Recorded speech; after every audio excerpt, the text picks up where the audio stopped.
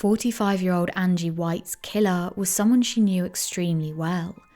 She'd been up late in the early hours of the 22nd of October 2022 when her Alexa devices had recorded the final moments of her life.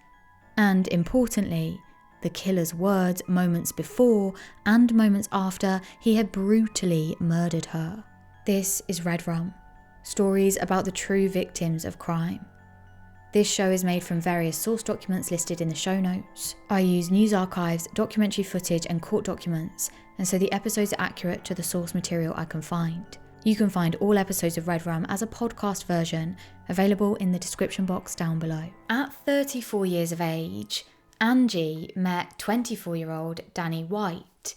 She brought him back to the family home and she introduced him to her daughter Molly. Molly would later say that she could tell straight away just how in love they were.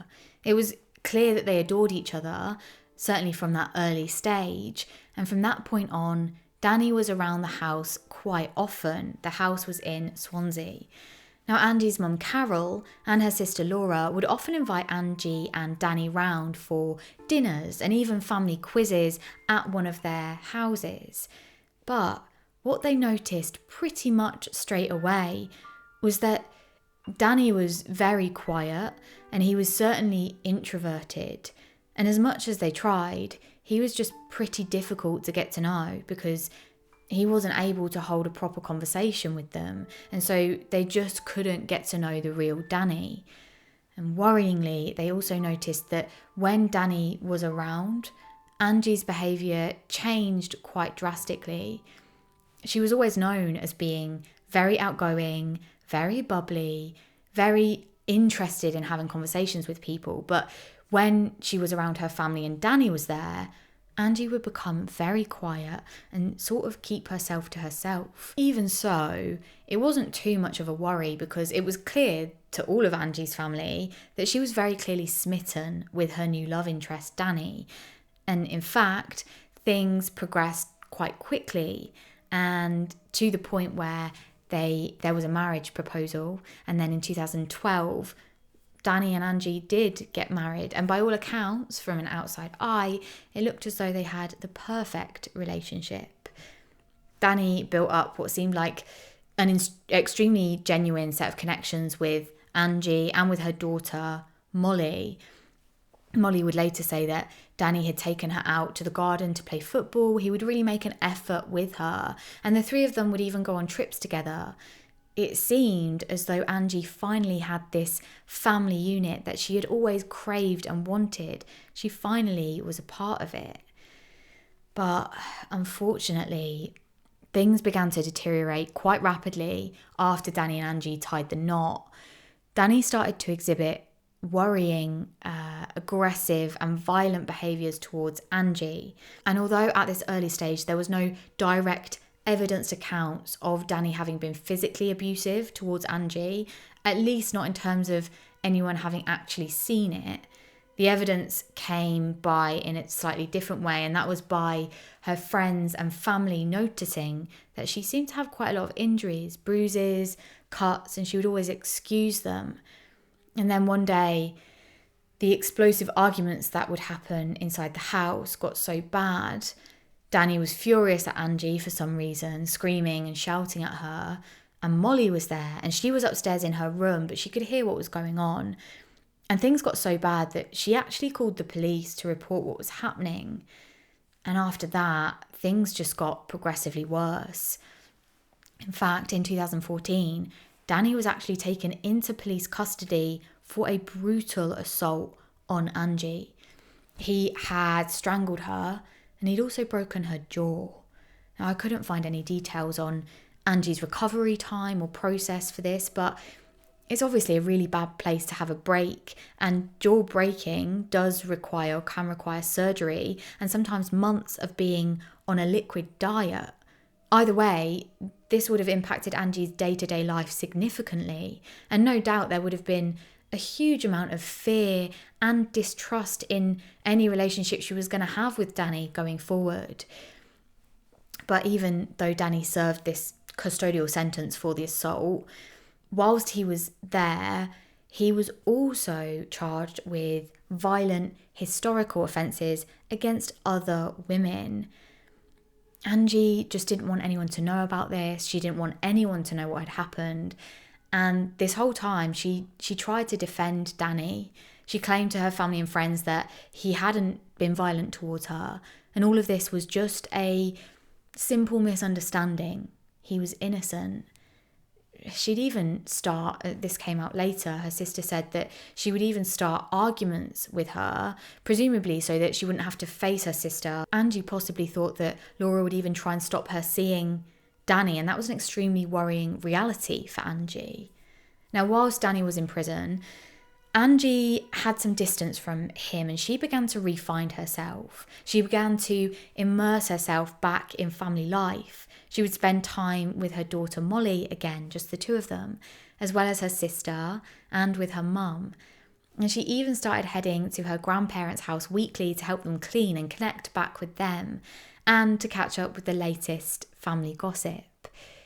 Now, Dany, back for this assault on Angie, he had been sentenced to 10 years and he also had been sentenced to another 10 years for those attacks on the other women. These attacks included, in the early 2000s, he had raped and assaulted this same woman 3 separate times. And then also in 2010, he had assaulted a different woman. And so he was sentenced to 10 years for those assaults.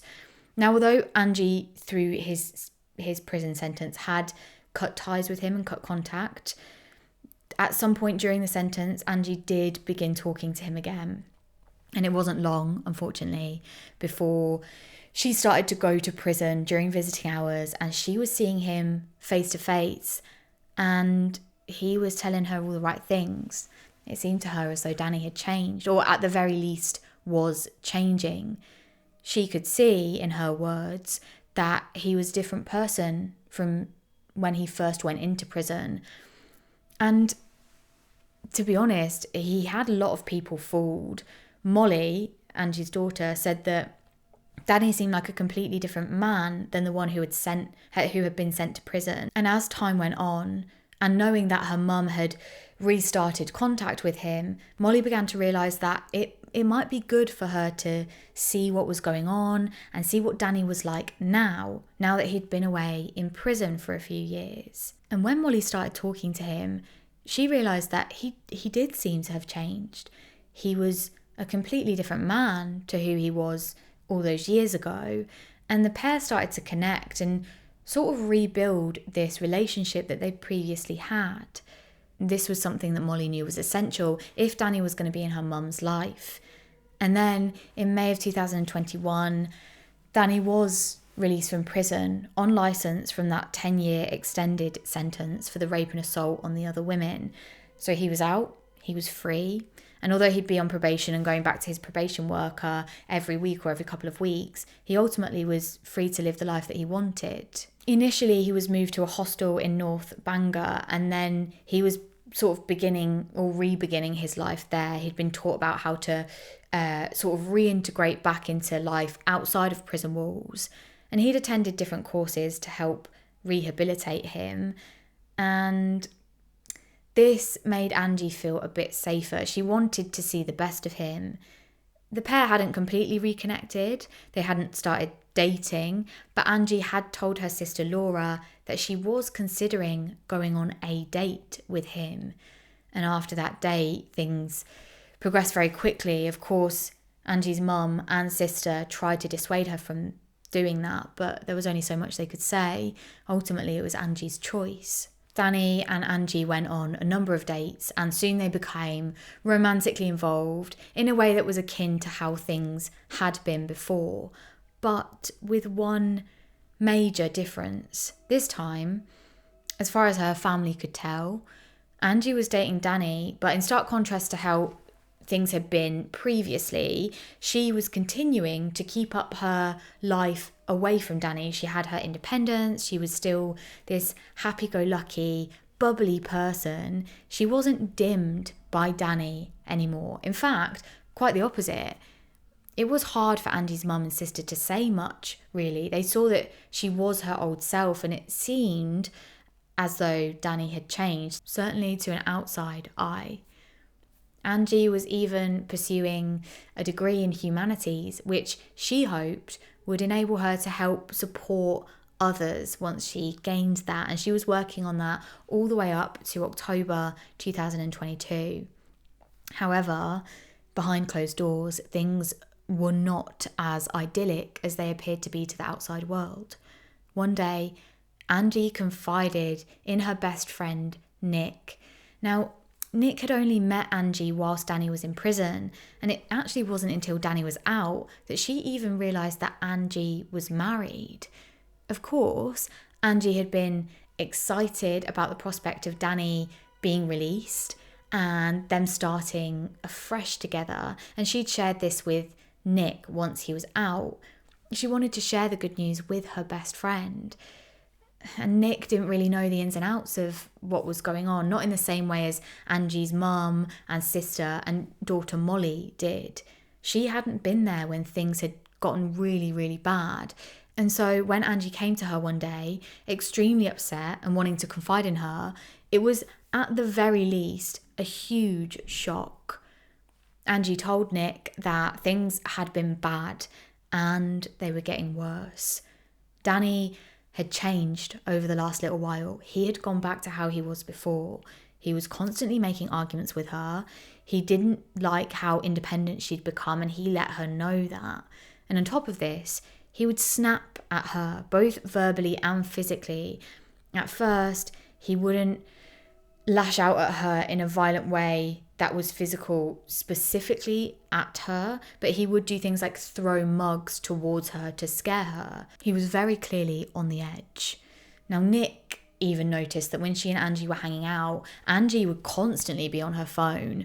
Dany was texting her pretty much continuously, and he would be asking her for updates on what she was doing, where she was at, who she was with, incredibly controlling behaviour. And if she ever missed a message, she would have to send Dany photos of where she was at and what she was doing. The level of controlling behaviour Dany was exhibiting was just getting worse and worse by the day, and Nick could see this. Day-to-day life at home was proving too difficult with Angie and Dany being at home, and so now an adult, Molly told her mum that she needed to leave. Now, although Dany was never violent around Molly, the arguments and the tension in the house were just unbearable. And Molly felt like she just had no choice but to leave. She had to protect her own mental health. But Angie knew that Dany would never do anything while Molly was around. She'd even told her best friend Nick that she felt safest when Molly was at home. With Molly moving out of the family home, Angie became visibly upset, and she even confided in Nick that she was extremely worried about what Dany might do. With this, she decided that it was absolutely necessary that she left the situation, and she only confided this in Nick. She could not risk Dany somehow finding out. This was an escape plan, and it needed to happen as soon as possible. She probably would tell him at some point, maybe as she was leaving, but she needed to get everything in place first. Nick said that obviously Angie could come and stay with her, but they needed to be careful. They needed to make sure Dany didn't know where she was going to be at. It was blindingly obvious the potential danger she was in. We know that women in domestically abusive relationships are at the most risk if and when they decide to leave their partner.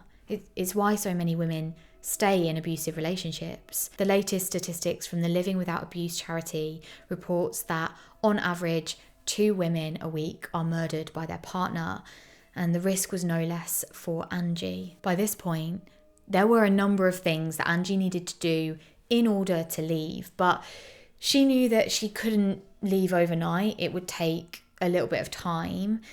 And even though Dany wouldn't have known she was planning on leaving, the relationship was clearly deteriorating. Things were really, really bad by this point, even in his view. In fact, Angie had started sleeping in a separate room, and so her and Dany weren't spending the evenings together. She'd even installed a lock on her door. It is incredibly clear how worried she was for her safety. The plan was that she would leave on the Saturday, the 22nd of October 2022. And so it was on that Friday evening, the night before, that Angie and Nick had been texting pretty constantly. It wasn't abnormal for the pair to be talking like that, back and forth. But on this evening, there was a distinct difference. It would be the last day that Angie would be living with Dany. From that Saturday, she'd be gone, she'd be free. At 3 a.m. on that Saturday morning, Angie and Nick were texting, and Angie sent Nick a text saying that they better go to bed. The pair had been talking for hours, and Nick, in fact, hadn't even realised what time it was. And so they agreed that they would go to sleep and they'd see each other in the morning, with Angie messaging a final time saying that her heart was racing so fast she didn't know if she'd be able to sleep. She even specifically said that she didn't know if she could sleep knowing that Dany was in the house. Now, obviously, she's got this lock on her door, so there is an element of safety, but it's still incredibly scary for her. And Nick replied to that saying to turn everything off, have a nice cup of tea, and she'd soon drop off. The next thing that happened, at least officially at this time, was that Dany called 999 to report that his wife Angie was dead. Quote, "I killed my wife earlier and I left. I had gone to see someone and then left so I could hand myself in. I strangled her, cut her throat. She's dead. I just shut her up. I strangled her. I ran downstairs and I cut her throat because I wanted to make sure she was dead and not suffering." This man said he wanted to cut her throat so she wasn't suffering. Come the Dany. Police were sent to the house and they found a chilling scene. The front door was unlocked, and inside Angie's bedroom, it was clear that she had been dead for a number of hours. Her throat had been cut and there were ligature marks around her neck. The investigating team could also see that although there was a lock on the door, the one that Angie, of course, had told Nick about, it had been broken and the door, in fact, had been kicked in. And Angie's phone lay there smashed up. She couldn't have called for help, even if she'd been able to get her phone in time. Dany was immediately arrested, and once he was in this formal police interview, he actually became completely uncooperative with the authorities, and he just answered no comment to every single question that they asked. Nick handed her phone over to police. She obviously had a huge amount of potential evidence on there, including messages that Dany had sent to Angie and then Angie had forwarded on to Nick. It was no secret by this point that Angie was going to leave. Dany likely wouldn't have known exactly where she was going, but she did tell him that she was leaving him.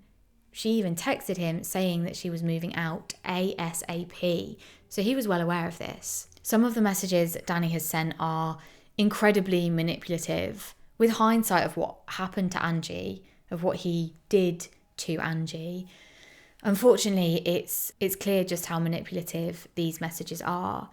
Things like telling her she'd be silly to do anything in haste, and saying her decisions are irrational and anger-fueled. At one point during the sort of early hours of the night, sometime after Dany had been told by Angie that she was leaving by text, he messaged her to tell her to open the door so he could grab his stuff.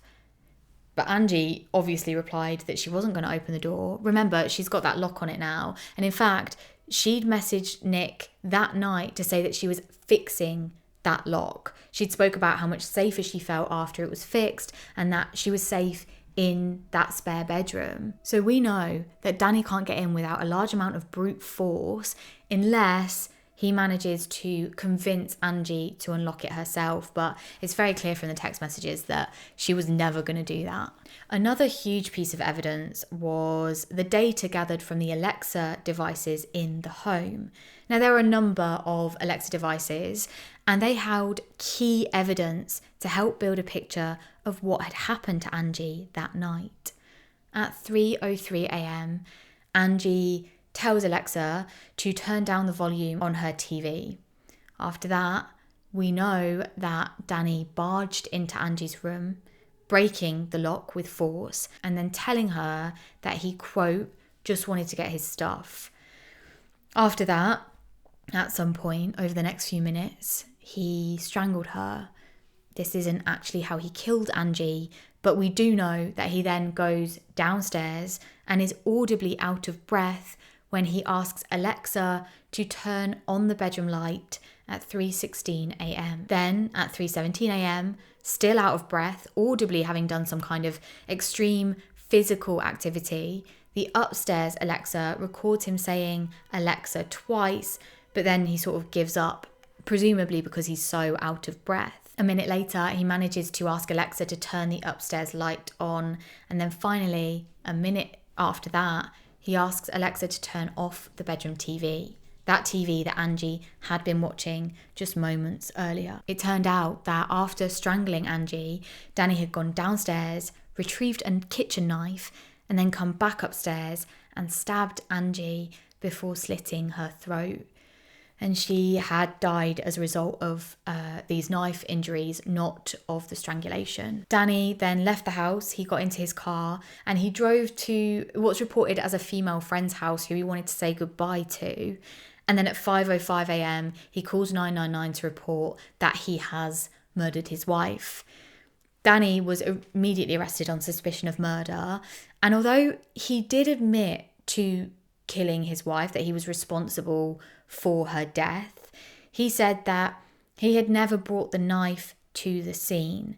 This part is actually really important in determining the kind of sentence and the outcome of what sentence he'd be given, and if there's any aggravating factors. The minimum term would change significantly based on this. The court heard statements from various neighbours, including one woman who said she heard loud and repetitive banging noises coming from next door, and then persistent screaming from a female voice, sounding, in her words, very distressed. My first thought was, why didn't she call the police if this was the case? But I suppose you have to remember that these kinds of arguments are happening extremely often, very regularly, and when we hear bad shit happen, we do try and not think the worst of those things. And so for this neighbour, it's likely she thought that, yes, they're having a pretty bad argument, but just like all of the other arguments,